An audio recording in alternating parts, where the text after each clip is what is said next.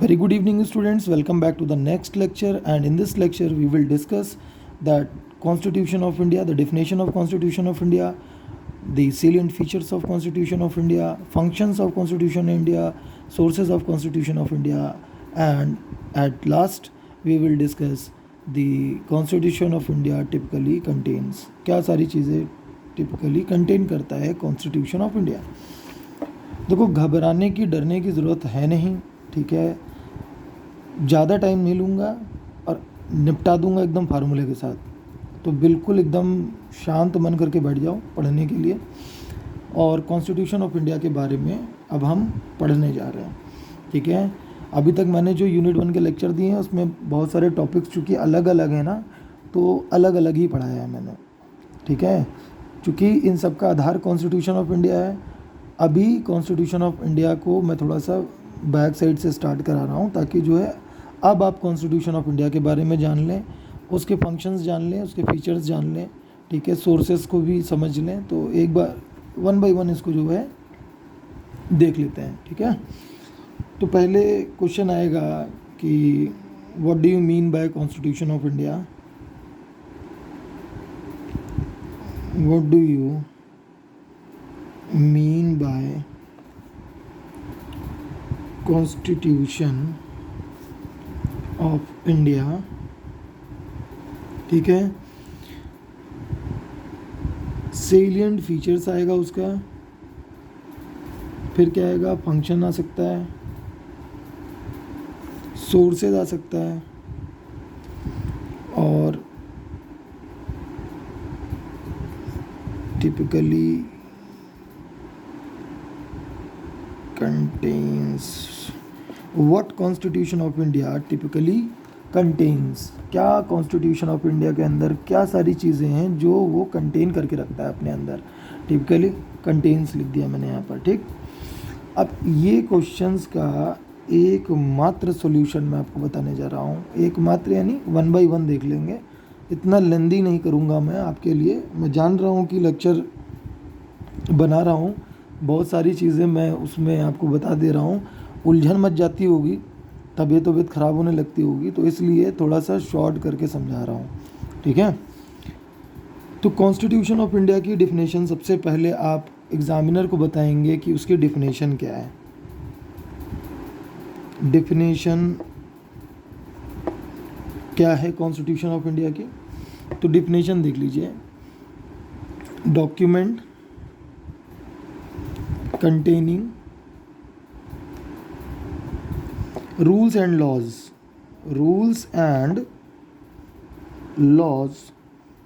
for the country. Simple है, ठीक है. एक डॉक्यूमेंट है जो कंटेन करता है, अपने पास रखता है. क्या रखता है? रूल्स को रखेगा, और जो लॉज हैं, नियम कानून को रखता है अपने पास. किसी भी कंट्री का होगा तो उस कंट्री के लिए क्या होगा, कॉन्स्टिट्यूशन होगा, ठीक है. उसके बाद देखिए सेकेंड डिफिनेशन क्या है. सेट ऑफ रूल्स हैं, और क्या है, प्रिंसिपल्स हैं.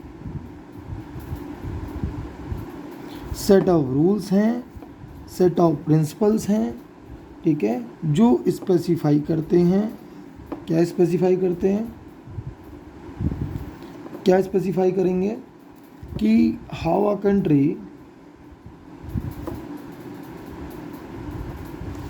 country should be governed and controlled, ठीक है. कि कोई भी कंट्री कैसे जो है गवर्न होगी, मतलब कौन गवर्निंग बॉडी होगा और कौन उसको कंट्रोल करेगा, ठीक है. तो डिफिनेशन यहाँ से आप बना सकते हैं कि constitution of India is a set of rules and principles specifies how should a country governed and controlled, ठीक है. इतना समझ में आया. अब इसी में थोड़ा सा और जोड़ देता हूँ. एंड एक चीज़ ये भी होगा कि व्हाट राइट सिटीजन पोसेस, कि सिटीजन्स के पास वो कौन से राइट्स होंगे जो कॉन्स्टिट्यूशन को प्रोवाइड करेगा, ठीक है. फिर से देख लीजिए कोई डॉक्यूमेंट जो रूल्स को लॉज को कंटेन करता है किसी कंट्री के लिए, उस कंट्री का संविधान है। दूसरी definition, second, set of rules हैं, प्रिंसिपल्स हैं जो स्पेसिफाई करते हैं कि कंट्री को जो है कैसे जो है गवर्न होगी, कंट्रोल्ड होगी, और सिटीज़न के पास क्या राइट होंगे। सिंपल है ना, कोई दिक्कत नहीं है। इसके अलावा एक डिफिनेशन अगर और बनाना चाहें तो आप दे सकते हैं। क्या दे सकते हैं? एक डिफाइन करता है, यानी CI क्या करता है, COI डिफाइन करता है, defines relationship between government and their citizen. Constitution of India define करता है रिलेशनशिप को, किसके, गवर्नमेंट के रिलेशनशिप को सिटीज़न के रिलेशनशिप के साथ। ये इन दोनों के बीच में कैसा रिलेशनशिप है उसको जानने के लिए उस कंट्री के संविधान को उठा के देखना पड़ेगा। ठीक है, क्लियर है? आगे बढ़ते हैं फटाफट, टाइम की सीमा कम है इसलिए पढ़ना ज़्यादा है। ठीक है, एक डिफिनेशन और भी आप लिख सकते हैं। अब आप कह रहे होंगे सर अब बस करिए, नहीं, एक डिफिनेशन और देख लो यार प्लीज़। ठीक है, ये set of fundamental legal political rules हैं।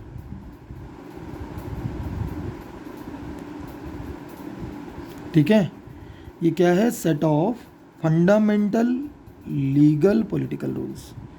फंडामेंटल लीगल पॉलिटिकल रूल्स होते हैं कॉन्स्टिट्यूशन ऑफ इंडिया। ठीक है, डिफिनेशन बना लोगे ना, a constitution is a set of fundamental legal political rules. Constitution is a set of fundamental legal political rules. Simple, कुछ है इसमें? अरे भाई फंडामेंटल फीचर्स तो होते ही हैं, आपको पता है। ठीक है, और लीगल और पॉलिटिकल तो है ही है भैया, लीगल तो है ही है लीगल डॉक्यूमेंट, और पॉलिटिकल भी है। ठीक है, और ये क्या है? पॉलिटिकल रूल्स को डिफाइन करता है, और क्या करता है?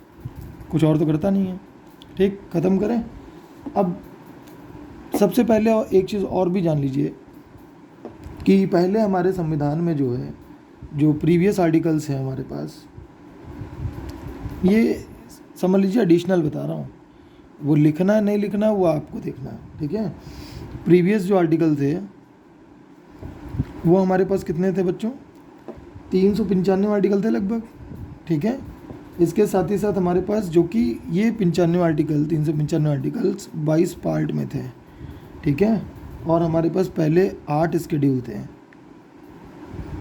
ठीक है, हमारे पास जो है 8 स्केड्यूल थे, 22 पार्ट में डिवाइडेड था, और 395 आर्टिकल हुआ करते थे पहले। ठीक, अभी की दशा देखिए, ये बढ़ते बढ़ते संख्या हो गई है 470 की। 470 आर्टिकल हो गए हैं, 22 से 25 पार्ट आ गए हैं भैया आपके, और आपके जो 8 स्केड्यूल पहले हुआ करते थे, आज की डेट में हमारे पास 12 स्केड्यूल्स हैं। ठीक है, इतना याद रहेगा ना सभी को। और ये अभी आपका जो इतना कुछ बना है ना, ये आपका लगभग 105th अमेंडमेंट के बाद ही हुआ है। ठीक है, 105th अमेंडमेंट के बाद आपका चेंजेस हुए हैं। और ये अमेंडमेंट क्या है? 368, पता ही होगा। अमेंडमेंट यानी 368, कभी भी बात है अमेंडमेंट तो भैया 105वां अमेंडमेंट हुआ है, और अमेंडमेंट यानी 368 यानी चेंज। तो उसके दौरान अब हमारे पास 470 आर्टिकल हैं, 25 पार्ट में डिवाइडेड हैं, और 12 स्केड्यूल हैं जो उसको डिफाइन करते हैं। ठीक है, इतना ही समझना है, इससे ज़्यादा नहीं समझना है। ठीक, पहले 395 थे, 22 पार्ट में था, 8 शेड्यूल थे। आज 470 है, 25 पार्ट में डिवाइडेड है, 12 शेड्यूल्स हैं। क्लियर है? चलिए अब आते हैं हम लोग सेलिएंट फीचर्स पे। ठीक है, features of constitution of India. Features को याद करने के लिए एक फार्मूला बता रहा हूँ। जैसे डॉक्टर दवाई देता है वैसे मैं आपको फार्मूले की दवाई दूंगा ताकि बदहजमी से आप बचें। ठीक है, तो इसमें मान लीजिए कोई आदमी है, वो क्या कह रहा है, आज के टाइम पे आदमियों की बड़ी समस्या हो गई है। आदमी कह रहा है लिव, LW यानी कि लिव। ठीक है, पहले इतना फ्री रहते थे ना, याद हो जाएगा। लियो पहले इतना फ्री रहते थे क्योंकि सिंगल थे। ये बड़ी मुसीबत आ गई भाई, ठीक है। लियो पहले इतना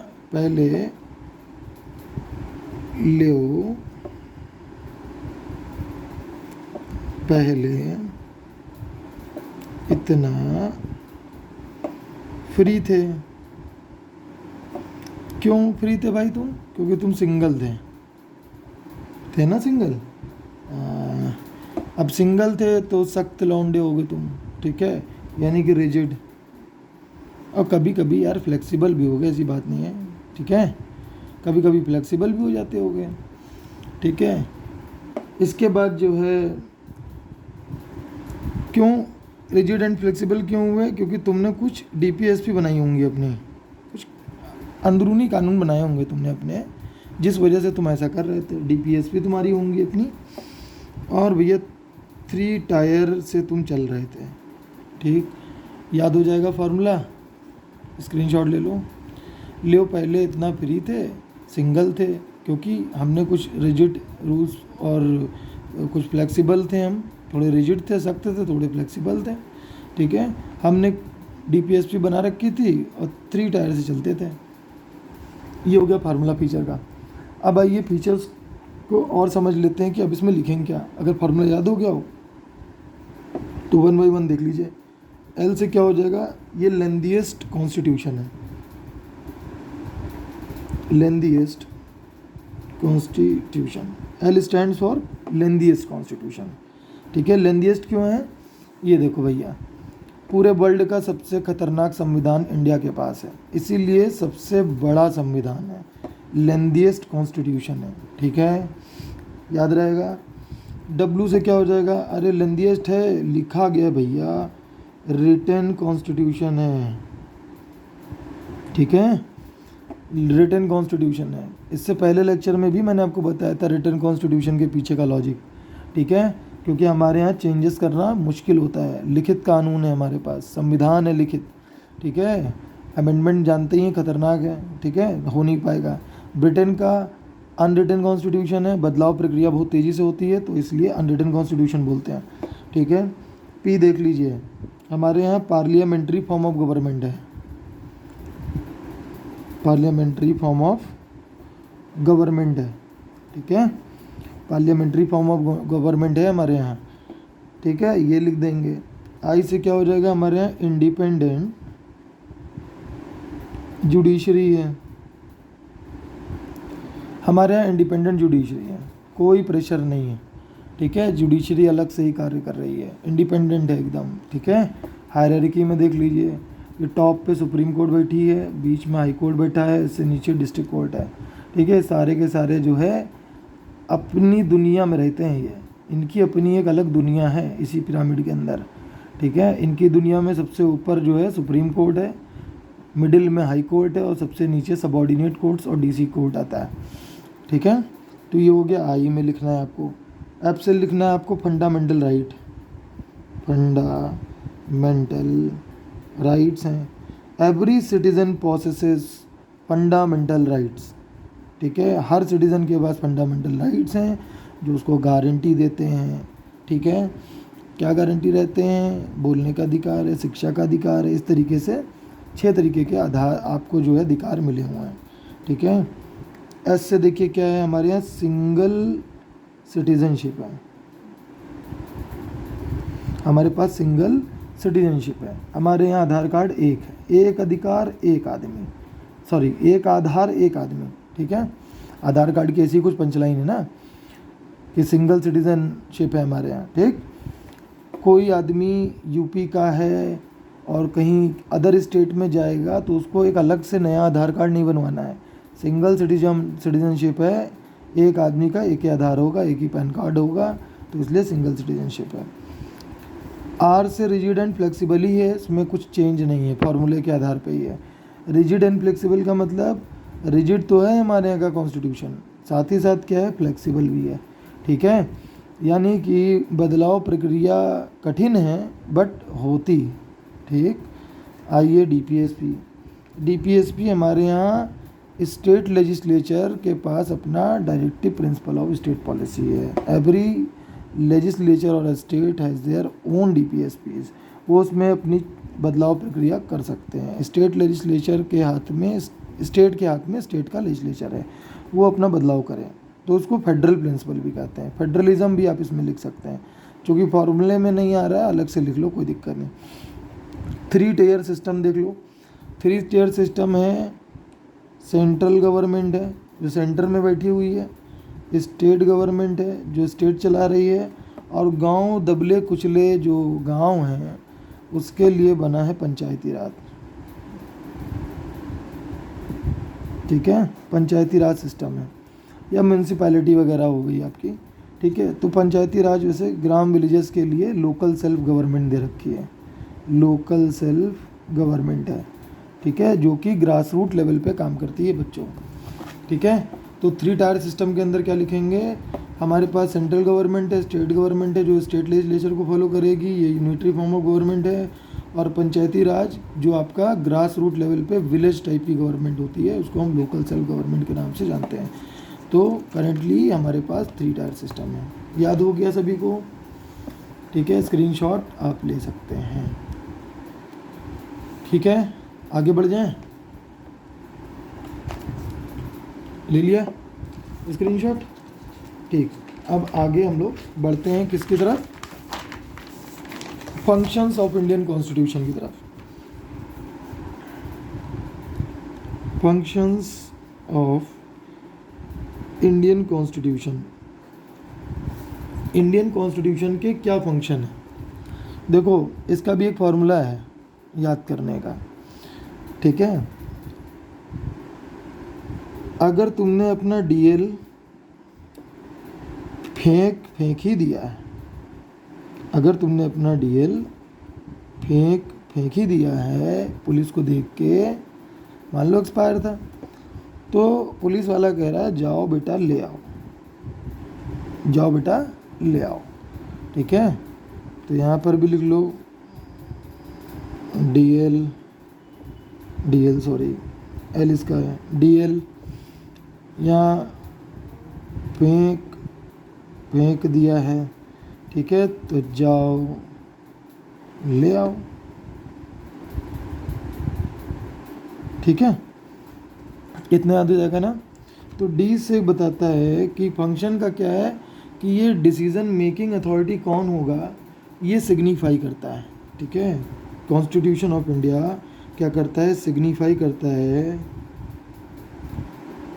सिग्निफाई क्या करता है, दैट हु हैज़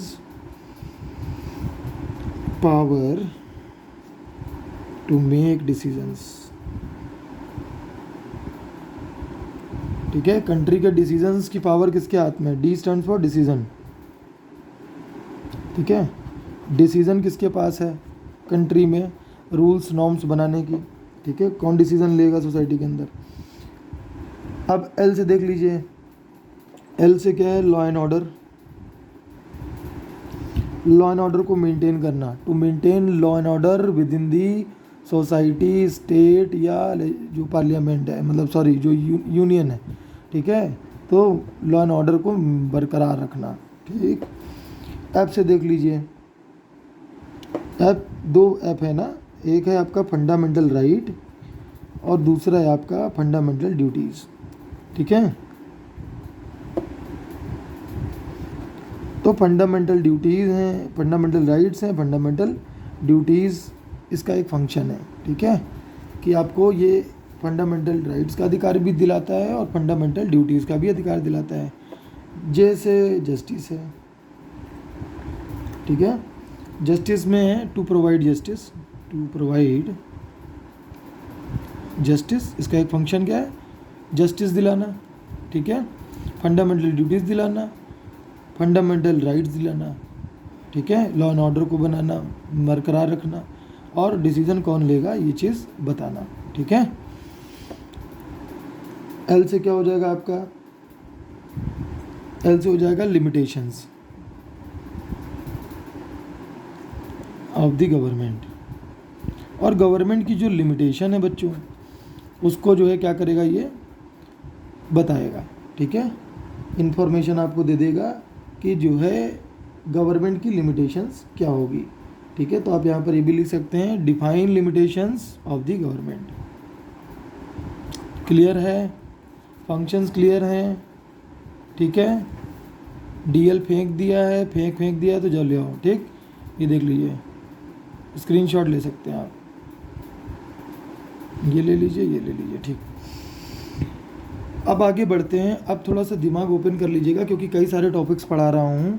ठीक है, तो खिचड़ी ना बन जाए, इसलिए बहुत दिमाग खोल के पढ़ना, नहीं तो वीडियो थोड़ी देर पॉज कर लेना, मुँह हाथ धो लेना, फ्रेश होके फिर से बैठ जाना। ठीक है, एक बार में फटाफट समझ लेना। लेकिन ये नेक्स्ट पेज से बता देता हूँ। ठीक है, इसमें समझ नहीं पाओगे, आएगा नहीं इतने में। ठीक है, अब देखिए sources of constitution of India. Sources क्या है कॉन्स्टिट्यूशन ऑफ इंडिया के बच्चों? इसका भी फार्मूला है, इसका फार्मूला ज़रूर याद कर लेना, ये आता है, इम्पॉर्टेंट क्वेश्चन है, सोर्सेज ऑफ इंडियन कॉन्स्टिट्यूशन। ठीक है, सोर्सेज का मतलब इंडियन कॉन्स्टिट्यूशन कहाँ कहाँ से लिया गया है, ये कहाँ कहाँ से संकलित किया गया है। ठीक, किस किस कंट्री से लिया गया है। ठीक है, फार्मूला देखिए, फार्मूला कहता है अफगानिस्तान घुसा जाई के क्यूबा में। ठीक है, ये इसका फार्मूला है। ठीक है, फार्मूला याद हो गया सभी को। यहाँ से AFG का मतलब क्या हो गया, अफगानिस्तान। GS का मतलब हो गया घुसा। JI का मतलब हो गया जाई के। CUB का मतलब हो गया क्यूबा में। ठीक, फार्मूला याद कर लीजिए, फिर आगे बढ़ते हैं। ठीक है, फार्मूला याद हो गया होगा, चलिए स्क्रीनशॉट ले ही लिया होगा, आगे बढ़ते हैं। अब यहाँ 1 by 1 A अगर है तो A से हम ऑस्ट्रेलिया। ठीक है,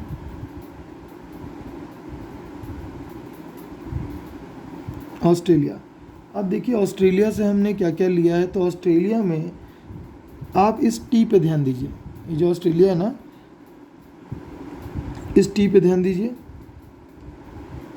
ठीक है, और लिया में L पे ध्यान दीजिए। ऑस्ट्रेलिया में T पे ध्यान देना है और लिया में L पे ध्यान देना है। इन दोनों चीज़ों पे ध्यान दें अगर हम, तो T ऑस्ट्रेलिया से हमने क्या क्या लिया है वो आपको पता चल जाएगा। T से हमने लिया है trade and commerce.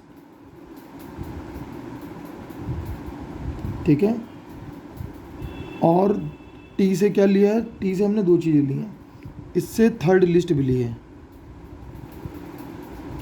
Third list को ही हम कॉन्करेंट लिस्ट भी कहते हैं। ठीक है, कॉन्करेंट लिस्ट याद आ रहा होगा आपको, मैंने इससे पहले सेंट्रल स्टेट में पढ़ाया था रिलेशंस में। कॉन्करेंट लिस्ट में स्टेट लेजिस्लेचर और यूनियन लेजिस्लेचर दोनों कानून बनाते हैं मिलकर कॉन्करेंट लिस्ट में। ठीक है, इसके बाद देखिए 2 T तो हो गया। अब लिया में जो L है, ठीक है, L मतलब लैंग्वेज क्या होगी हमारे प्रियम्बल की, लैंग्वेज ऑफ द प्रियम्बल। ये आ गया ऑस्ट्रेलिया। ए जो फार्मूला है इसको हमने ऑस्ट्रेलिया से यहाँ समझ लिया। ठीक, इतना क्लियर हो गया। अब दूसरा आते हैं एफ का मतलब है France. F stands for France. France में आपको R पे ध्यान देना है।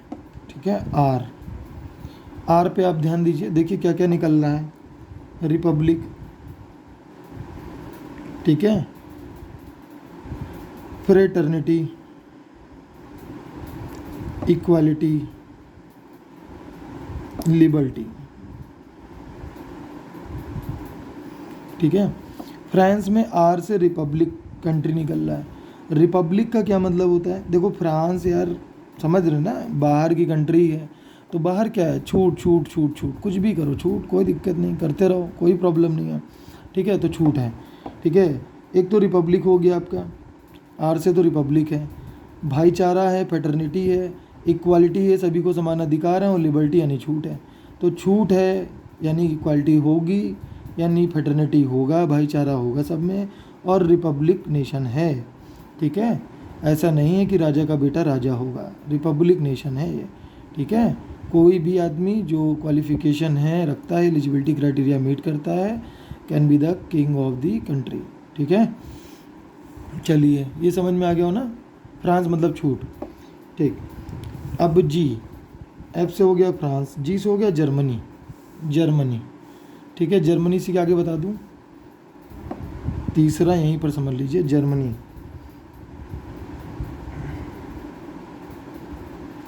देखो जर्मनी को याद रखने का तरीका होता है, जर्मनी में कौन था, हिटलर था, याद आ रहा सभी को, हिटलर जर्मनी का शासक था। इसने क्या किया था, फंडामेंटल राइट को क्या कर दिया था, खा गया था, ये फंडामेंटल राइट को कैंसिल कर दिया था इसने, सभी के अधिकारों का हनन कर दिया था इस आदमी ने। तो इस हनन करने से, हिटलर की इस आइडिया से हमने भी एक चीज़ ले ली, क्या ले ली, कि during emergency, during emergency 352, 356, 360, national emergency, constitutional emergency, और जो फाइनेंशियल इमरजेंसी है, इन इमरजेंसी में लोगों के फंडामेंटल राइट को कैंसिल कर दिया जाएगा, ठीक है, समझ रहे हैं। तो हमने यहाँ से क्या लिया, जर्मनी से क्या लिया है, जर्मनी से हमने लिया है, तीसरा यहीं पर, जर्मनी से हमने लिया है suspension of fundamental rights during emergency, ठीक है। हम लोगों के फंडामेंटल राइट को ऐसे तो आहत नहीं करते हैं, लेकिन अगर कोई इमरजेंसी खुदा ना खास्ता आ जाए तो हम क्या करेंगे, सस्पेंड कर देंगे, ठीक है। आपके फंडामेंटल राइट्स अब नहीं रह जाएंगे आपके पास, तो जो गवर्नमेंट करना चाहती है वो अपने हिसाब से चलाएगी आपको, ठीक है, क्लियर है। अब आगे बढ़ते हैं, चौथा देख लीजिए, जर्मनी के बाद देखिए जी आता है एक और, एक जर्मनी जी है, और एक जर्मनी है एक जी है गवर्नमेंट ऑफ इंडिया एक्ट। अभी मैंने आपको गवर्नमेंट ऑफ इंडिया एक्ट शायद नहीं पढ़ाया है, ठीक है, तो वो भी बचा हुआ है। तो जर्मनी और गवर्नमेंट ऑफ इंडिया एक्ट,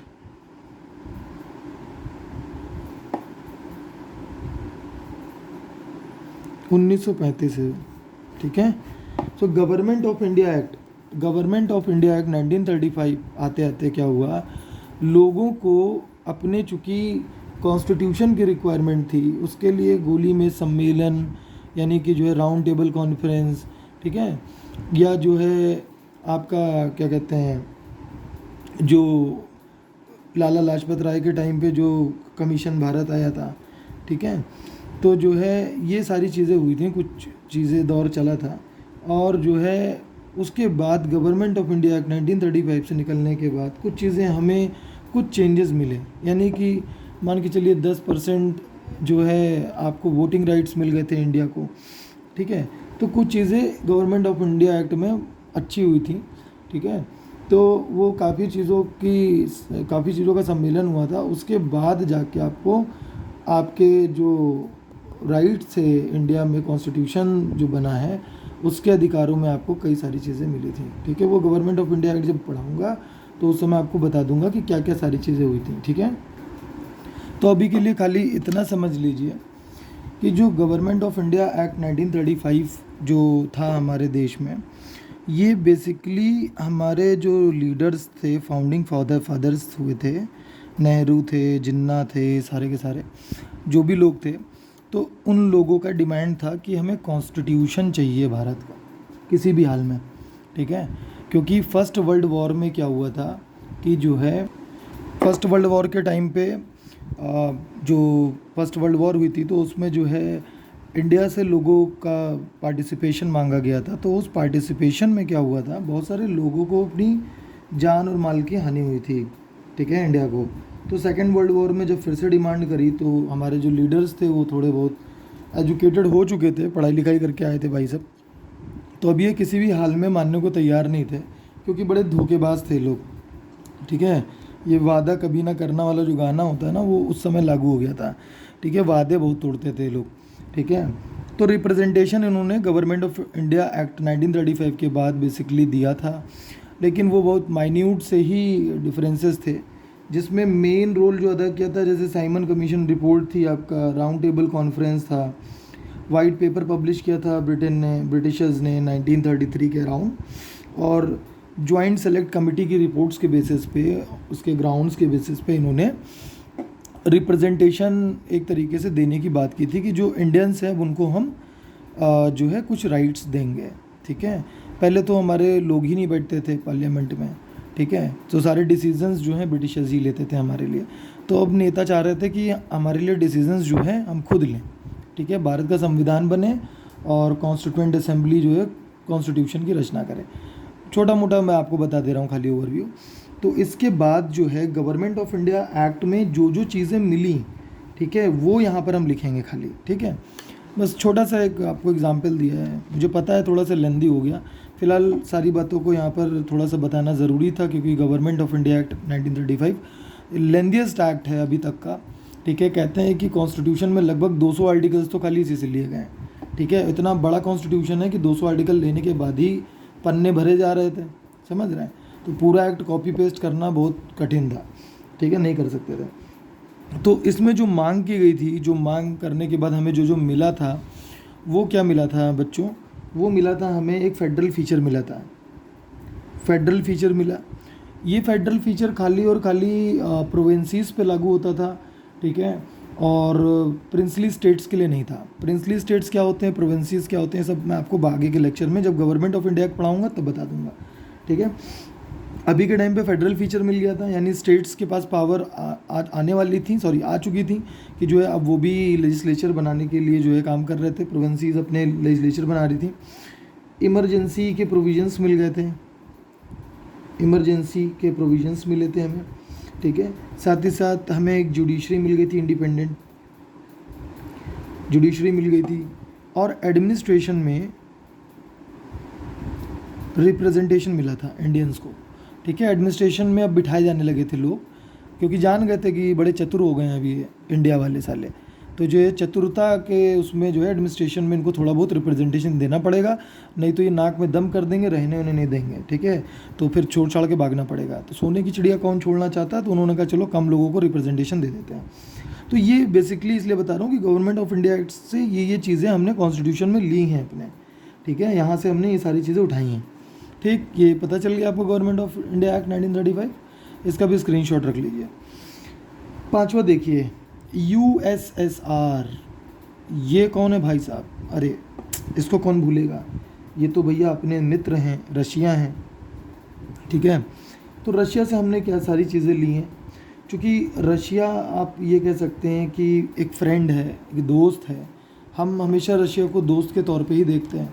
तो दोस्त के बीच में क्या क्या चीज़ें होती हैं, ठीक है, यहाँ पर देख लीजिए, इसी में यहाँ पर बता दे रहा हूँ। दोस्तों के बीच में क्या क्या चीज़ें ज़रूरी हैं, एक तो ड्यूटीज़, दोस्त एक दूसरे की जो भी ड्यूटीज़ हैं, ठीक है, उसको फुलफ़िल करते हैं या ड्यूटीज़ परफॉर्म करते हैं अपनी दोस्ती के बीच में।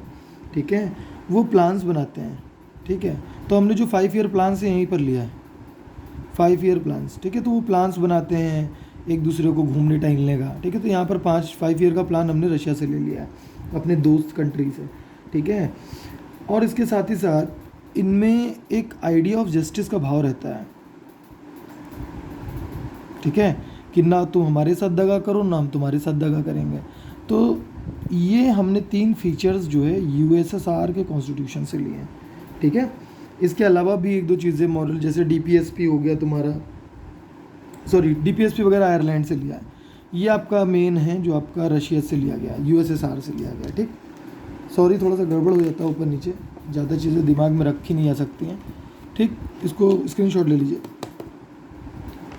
उसके बाद आ जाइए, अभी हमारा फॉर्मूले में हम बढ़े हैं, ए ऑस्ट्रेलिया, एफ यानी फ्रांस की तरफ बढ़ गए हैं, जी हमने जर्मनी को पढ़ लिया है, जी गवर्नमेंट ऑफ इंडिया एक्ट हमने 1935 उठा लिया है। अब हम यू की तरफ अब हम जो है यू यानी यूएसएसआर हो गया ना हमारा, हाँ यूएसएसआर हमने कर लिया है, जी के बाद यू यूएसएसआर कर लिया हमने। अब एस हमने देखते हैं साउथ अमेरिका, ठीक है, साउथ अमेरिका से हमने क्या क्या लिया है, ठीक है।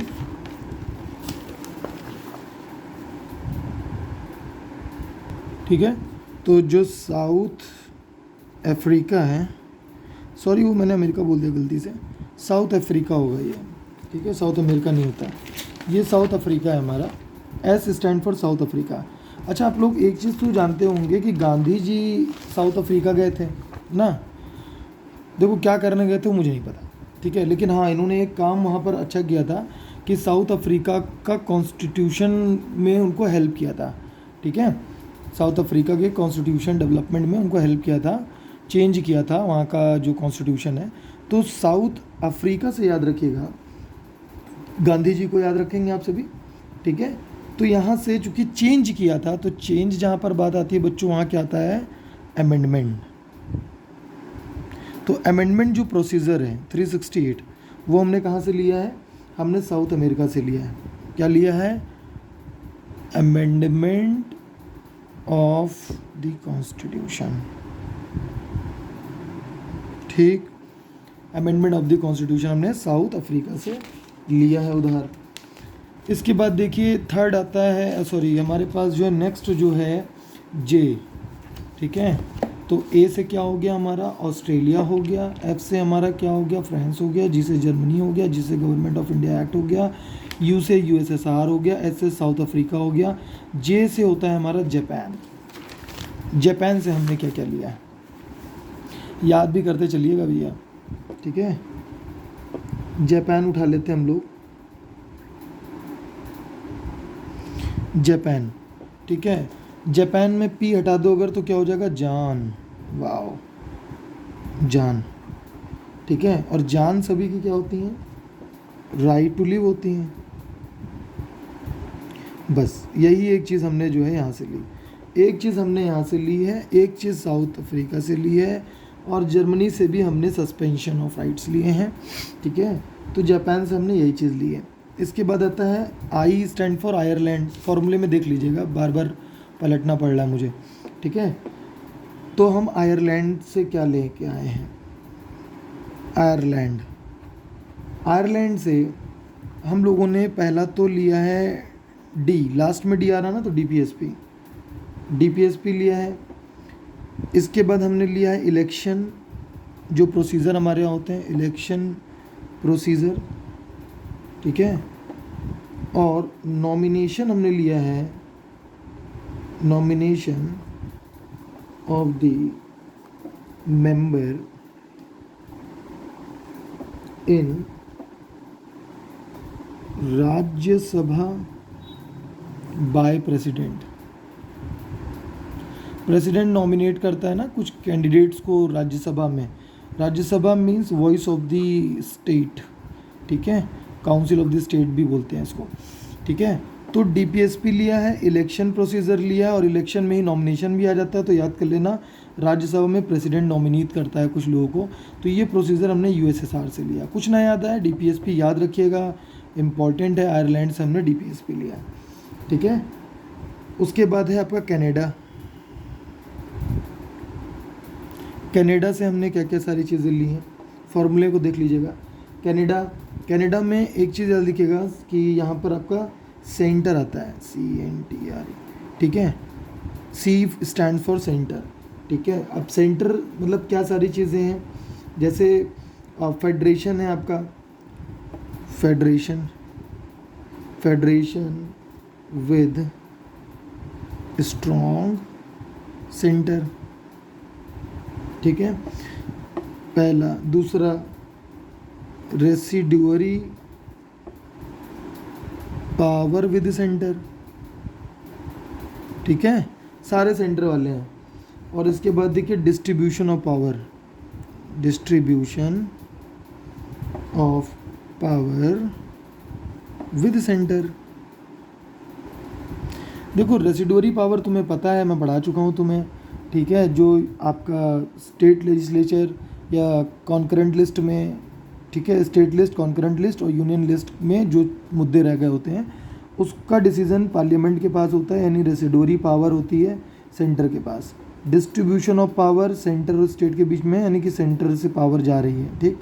Federation with the strong centre, एक स्ट्रॉन्ग सेंटर से क्या हो गया, एक फेडरेशन बना दिया गया है, ठीक है, एक रिलेशनशिप। तो ये हमने कनाडा से लिया है, सेंटर सेंटर कनाडा से, ठीक है।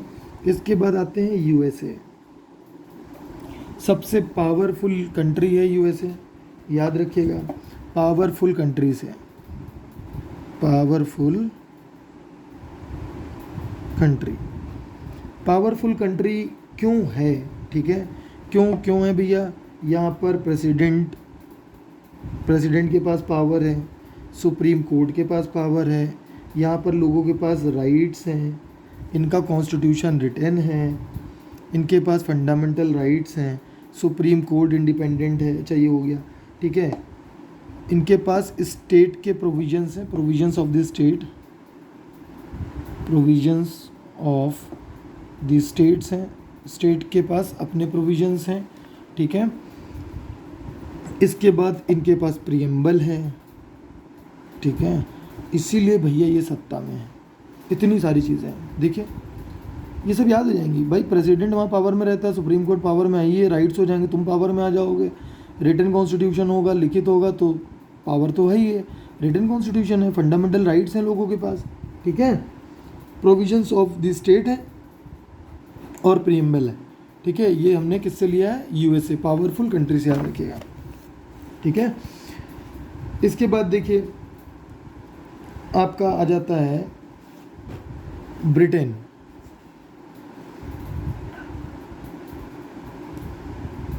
वैसे देखो बहुत सारी चीज़ें हैं यूएसए में, अगर हम बात करें ना तो सिर्फ इतने पे ही ख़त्म नहीं होता है, ये मैंने आपको जो बता दिया ये मोटा मोटा है, ठीक है।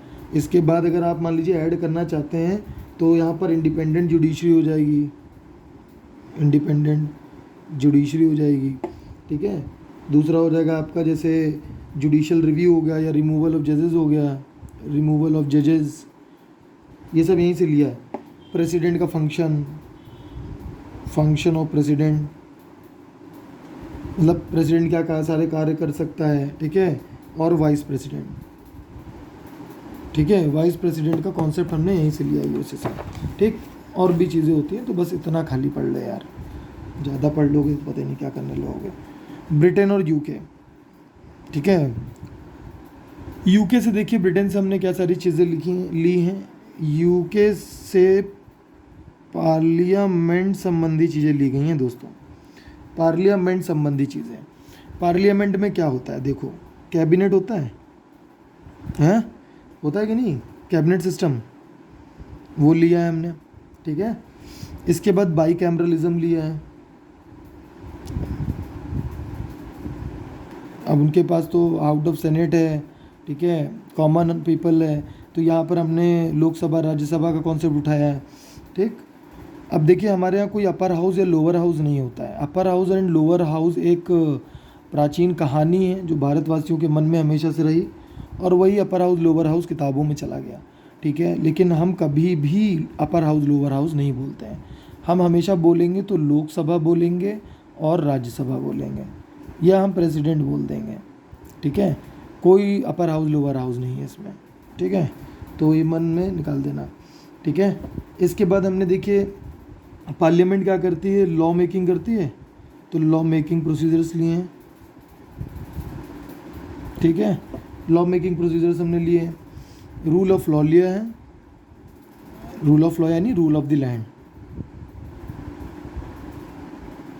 ठीक है, कि जगह का एक कानून, ठीक है, वो भी हमने किससे, ब्रिटेन से ही उठाया है। सिंगल सिटीजनशिप उठाई है, ठीक है, आपका फीचर्स ऑफ इंडियन कॉन्स्टिट्यूशन में भी यही है। और स्पीकर इन लोकसभा, ये भी हमने किससे उठाया है, हमने ये उठाया है ब्रिटेन से, तो ये याद रखिएगा। पार्लियामेंट वाली जितनी चीज़ें हैं वो हमने यूके से उठाई हैं, पावर वाली जितनी चीज़ें हैं वो हमने यूएसए से उठाई हैं, ठीक है, ये पावर वाली चीज़ें हैं जो यूएसए से उठाई हैं हमने, ठीक है।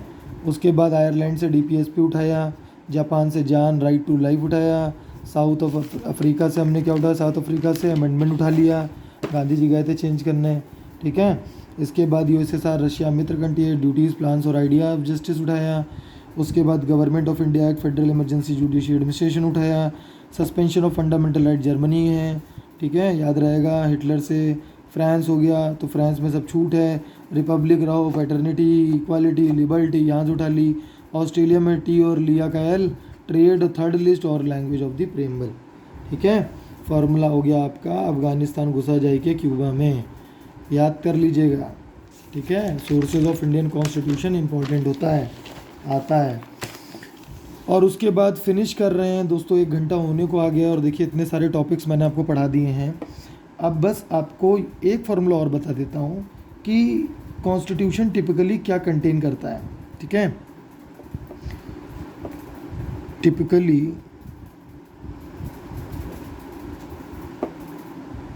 कॉन्स्टिट्यूशन टिपिकली कंटेन्स, क्या कंटेन कर रहा है भाई, तो भैया इसका भी एक फॉर्मूला याद कर लो, ठीक है।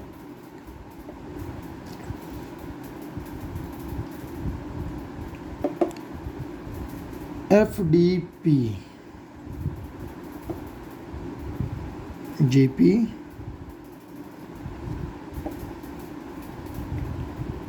थ्री है। देखो FDP का मतलब होता है कि फैकल्टी डेवलपमेंट प्रोग्राम, ठीक है, मतलब समझाने के लिए फॉर्मूले में बता रहा हूँ। फैकल्टी डेवलपमेंट प्रोग्राम, जाके बोल ना देना किसी से, ठीक है। फैकल्टी डेवलपमेंट प्रोग्राम, अगर यहीं पर एंटरप्रेन्योर ई होता तो एंटरप्रेन्योर डेवलपमेंट प्रोग्राम होता। किसी के डेवलपमेंट के लिए कोई प्रोग्राम चलाया जाएगा तो उसके आगे इसका नाम लग जाएगा। अब मान लो कुकुर डेवलपमेंट प्रोग्राम है तो क्या आ जाएगा, कुत्तों का डेवलपमेंट प्रोग्राम, ठीक है। फैकल्टी है तो फैकल्टी का डेवलपमेंट प्रोग्राम, कॉलेज है तो कॉलेज का डेवलपमेंट प्रोग्राम, चूहा है चूहा डेवलपमेंट प्रोग्राम, ठीक है। तो किसी का भी डेवलपमेंट प्रोग्राम हो जाएगा। इसके बाद JP आ जाएगा। JP का मतलब है जान पाओगे, जान पाओगे। 3 यानी 3A यानी अमेंडमेंट। फॉर्मूला याद कराने के लिए लिखा है, फर्जी किसी से जाके बोल ना देना, नहीं फेल हो जाओगे वहीं, ठीक है। खाली फॉर्मूला याद करा रहा हूँ मैं। फैकल्टी डेवलपमेंट प्रोग्राम करोगे तो जान पाओगे 3 अमेंडमेंट के बारे में। फैकल्टी डेवलपमेंट प्रोग्राम करोगे को गोले में डाल लो, ठीक है, इसका कोई लेना देना नहीं है। फैकल्टी डेवलपमेंट प्रोग्राम जान पाओगे 3 अमेंडमेंट के बारे में। तो फैकल्टी डेवलपमेंट प्लान करोगे तो जान पाओगे 3 अमेंडमेंट के बारे में, ठीक। फॉर्मूला याद हो गया, ठीक है। अब D क्या स्टैंड करता है यहाँ पर, D स्टैंड करता है तुम्हारा डिवीजन, ठीक है, डिवीजन।